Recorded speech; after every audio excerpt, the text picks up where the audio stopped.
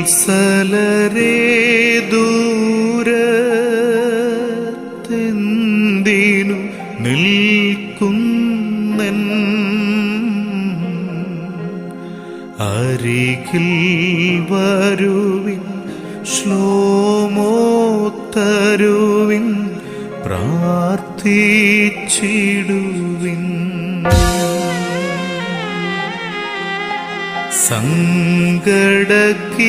സങ്കടകീർത്തനമെൻ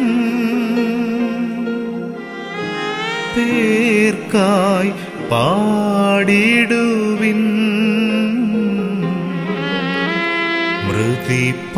മൃതിപാതാള കവാടത്തിൽ